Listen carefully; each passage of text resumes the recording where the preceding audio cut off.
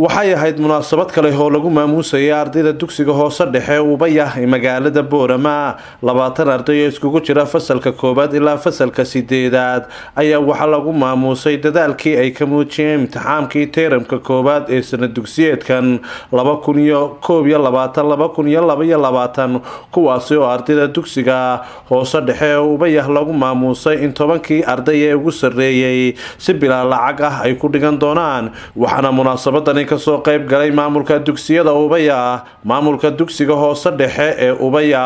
ugu horeyntii waxa halkaasi ka hadlay maamulaha dugsiga hoose dhexe Mustafa Ismaaciil Guuleed waxana uu si qoto dheer uga waramay munaasabadan iyo maamuuskeeda gaarka ah ee ay u leedahay ardayda kaalmaha hore ka gashay imtixaankan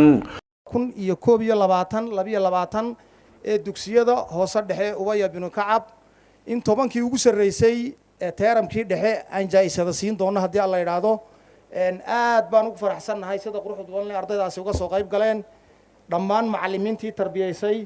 waalidiinta iyo inta marti sharafta ka soo qayb gashay waxaan mar labaad idinku salaamayaa salaanta islaamka oo assalaamu alaykum warahmatullahi wabarakatuh bacda salaan waxa sharaf weyn noo ah in maanta dadaalkii la soo maray sanadka qayb kamida abaalmarintiisii aan halkan shahaadooyin ku guddoonsiin doono kuwaasoo ah 10ka ugu sareysa dugsiyada 8ka ilaa iyo 5aadka dugsiga hoosena waxaynu kaga darnay 5 kamida oo ah 5tii ugu sareysay iyaguna jaayisadaha siin doono hadii alla yiraahdo waa 20ka arday waxa maanta la siin doono laakiin xafradu waxay ku magacaaban tahay top 10ka ugu sareeya ama top 10 baa la yiraahdaa sanad walbana waan bixin doonaa hadda ka bacdisi inta badan ardaydu ay ugu tartamaan qaybtan ninkii jaaniskiisa ka waaya insha Allah waxaan u rajaynaynaa in bacda 2 bilood ba imtixaankii weynaa oo iman doono in tartanka insha Allah uu ahaan doono mid furan waxa sidoo kale iyaguna ka qayb qaatay macallimiinta ardayda oo iyagu halkaasi ka soo jeediyay hadallo u badan dhiirigelin gabayo nashiidooyin kala duwan oo farxadda ah ardaydaasi ay kula qaybsanayeen in hadana arintii sidii noqon weydaa dhici karta ولا تعجز وفير سيد حديث النبي عليه الصلاة والسلام هكا عاجز وهكا دالي كعل علي هدي أرميها كوجي مادانو وحكو أصيبانو دباتو كوجي مادانا سيدي وحنا نقول دعين محيسان كوتي مده أورني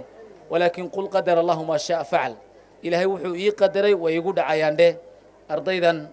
كلي ماشي بلو أي وحبر شدو كأهيد بتاجنتين الباب كي بتاجنتين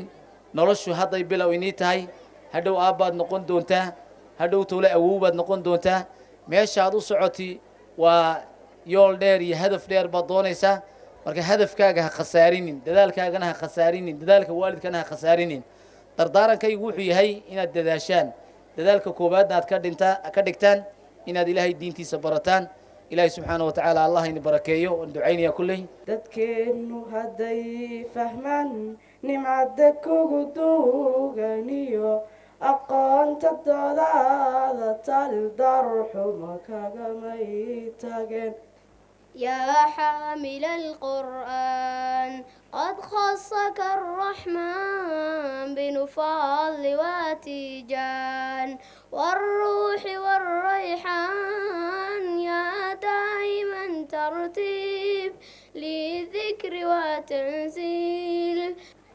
ما أنت حاجة واحد نيجاسو تشيدين يا جوي كاسو كان لي درجة وحنا تريي أبوان محمد عبد القني مانديلا كاسو كان لي درجة يسوى درجة نيتها تابنا وعيري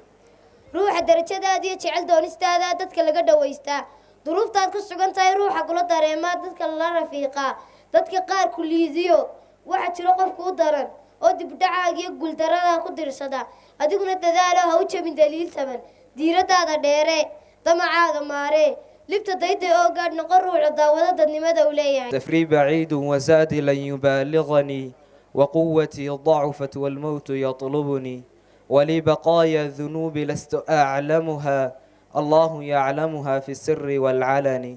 تمر الساعات أيام بلا ندم ولا بكاء waxaa halkaasi hadal la dhiirigelin iyo duco isxambaarsan ka soo jeediyay Professor Mustafa Maxamed Allabari iyo Sheekh Cabdiraxmaan Muuse Tubeec oo kamid ah mas'uuliyiinta siyada Ubaya ee magaalada Boorama marka dugsigan wuxuu aad ugu faanaa